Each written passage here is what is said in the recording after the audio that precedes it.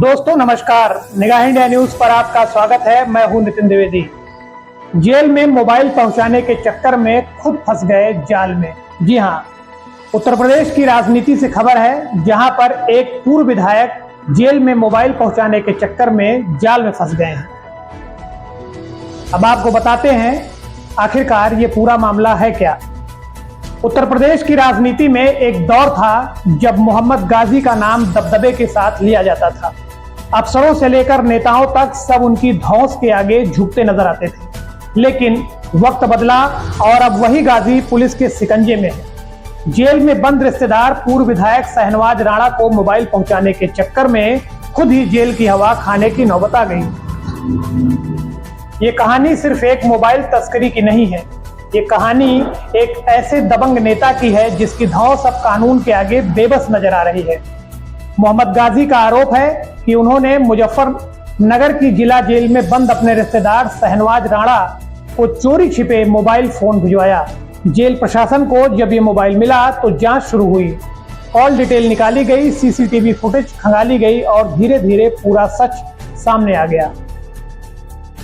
शाहनवाज राणा के पास जो मोबाइल मिला उसमें इस्तेमाल हो रही सिम किसी आम इंसान की नहीं थी, बल्कि गाजी के नौकर के बेटे के नाम पर थी। यानी पूरा मामला प्लान करके किया गया था ताकि पकड़े जाने पर सीधे नाम ना आए। लेकिन पुलिस की सतर्कता के आगे ये साजिश ज्यादा दिन तक नहीं टिक सकी।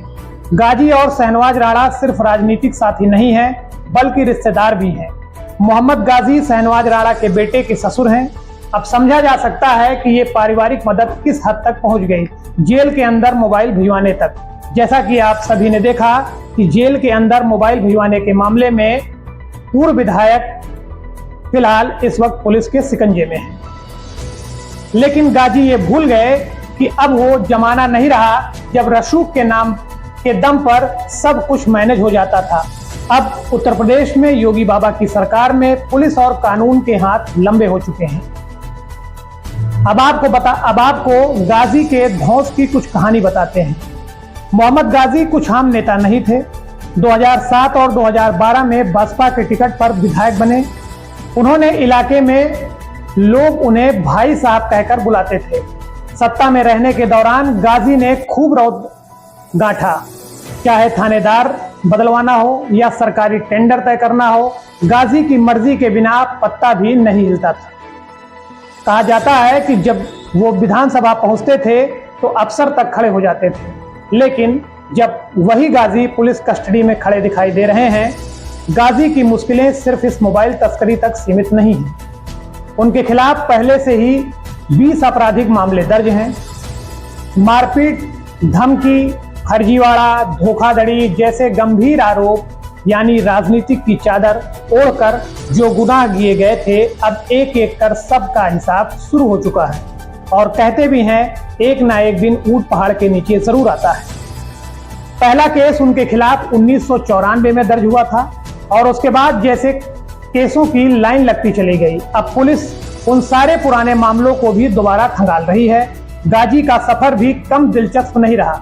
उनके पिता सहारनपुर से बिजनौर के शेरकोट आकर बसे थे। गाजी ने पहले ट्रांसपोर्ट का धंधा किया, फिर ब्रश बनाने का कारोबार शुरू किया। धीरे धीरे चार मीनार ब्रश के नाम पर करोड़ों का कारोबार खड़ा कर लिया। पैसा आया, पावर आया और फिर राजनीति में एंट्री हो गई। लेकिन जैसे जैसे ताकत बढ़ती गई, वैसे वैसे गाजी के तेवर भी आक्रामक होते गए। गाजी वो दिन भूल गए जब उन्होंने किस तरीके से शुरुआत किया था और जब पैसा आने के बाद उनमें बदलाव कैसे आ गया। फिर इसके बाद अफसरों से भिड़ जाना, विरोधियों को धमकाना और अपने हिसाब से सिस्टम चलाना, यही स्टाइल बन गया था। लेकिन अब यही स्टाइल मुसीबत बन गया है। वहीं गाजी के रिश्तेदार शाहनवाज राणा भी कोई दूध के धुले नहीं है। उन पर जीएसटी टीम की रेड में बाधा डालने, सरकारी काम में दखल देने जैसे गंभीर आरोप हैं। दिसंबर 2024 में आपको याद होगा कि मुजफ्फरनगर जेल में बंद है। अब ऐसे में सवाल उठता है कि जब खुद शाहनवाज राणा कानून की नजर में गुनाहगार हैं, तो गाजी ने उन्हें मोबाइल क्यों भिजवाया? क्या जेल में कोई सिस्टम ऑपरेट करने की तैयारी थी या फिर किसी दबाव से बचने की कोशिश थी? ये सब सवाल पुलिस की जांच का हिस्सा है। इस मामले में सबसे बड़ा सवाल यह है कि क्या जेल के अंदर मोबाइल बिना जेल कर्मियों की मदद से पहुंच सकता है। पुलिस इस एंगल से भी जांच कर रही है। हो सकता है आने वाले दिनों में कुछ जेल कर्मी भी नप जाएं। फिलहाल गाजी के खिलाफ एफआईआर तो दर्ज हो गई है और पूछताछ भी जारी है। अब इतनी बड़ी कार्रवाई के बाद भी गाजी या राणा के परिवार की तरफ से कोई बयान नहीं आया है। सब खामोश है। बताया जा रहा है कि परिवार के लोग अब कानूनी सलाह ले रहे हैं कि इस मामले को कैसे संभाला जाए, लेकिन अब हालात ऐसे हैं कि मामला केवल बेल तक ही सीमित रहने वाला नहीं है। ये राजनीतिक गिरावट की शुरुआत अब यहीं से शुरू हो गई है। वहीं मोहम्मद गाजी की गिरफ्तारी और उन पर लगे आरोपों ने दिखा दिया कि धौंस, दबाव और रसूख का खेल अब नहीं चलता है। जो नेता एक समय में इलाके में बादशाहत करते थे, अब उन्हीं को अपने पुराने गुनाहों की कीमत चुकानी पड़ रही है। मोबाइल तस्करी का ये केस महज एक शुरुआत है गाजी के लिए। आने वाले वक्त में और भी खुलासे हो सकते हैं। गाजी की गिरफ्तारी ने बता दिया कि चाहे कोई भी हो, कानून सबका हिसाब बराबर करता है। वैसे एक बात तो सही है कि गुनाह कितना भी बड़ा हो, आप कितने हद तक कत्तावर बन जाएं, कितनी बड़े बड़े लोगों से आपके संबंध हो, लेकिन गलत काम तो गलत काम होता है और उसका नतीजा आज सभी के सामने है, जैसा कि गाजी के साथ शुरुआत हो चुकी है। फिलहाल ये वीडियो यहीं खत्म करता हूं।